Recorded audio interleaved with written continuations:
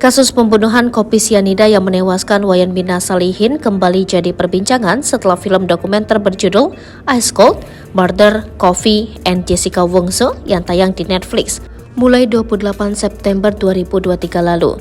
Film dokumenter kasus pembunuhan yang dikenal dengan kasus kopi sianida itu adalah kasus pembunuhan Wayan Mirna Salihin oleh rekannya Jessica Kumala Wongso pada 2016 lalu.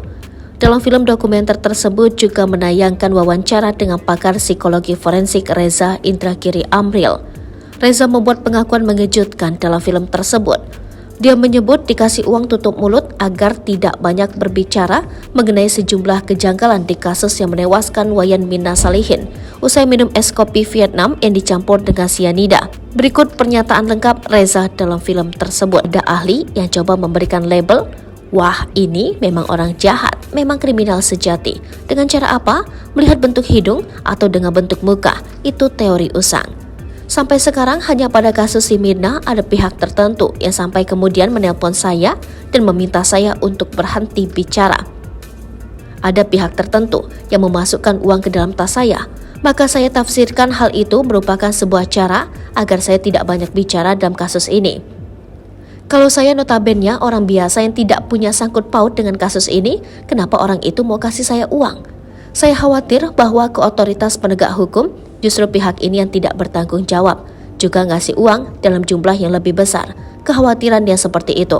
Seperti diketahui dalam kasus tersebut, Reza menilai bahwa sangat tidak bisa seorang pelaku pembunuhan dengan racun, pelakunya berada di lokasi pembunuhan.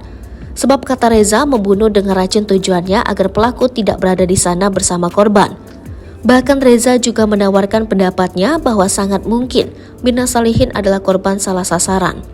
Terkait uang tutup mulut yang diberikan padanya, Reza mengatakan bahwa uang itu diletakkan di dalam tasnya saat ia berada di salah satu media massa TV nasional.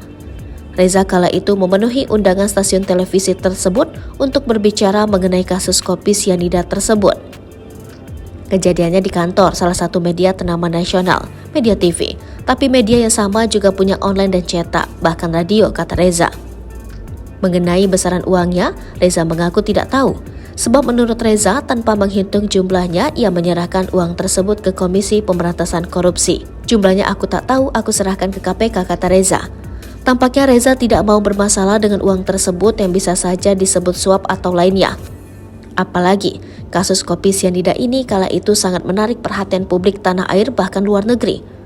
Mengenai pernyataan dalam film dokumenter itu, Reza mengaku belum menontonnya. Reza juga mengaku malas mengulas komentarnya kala itu.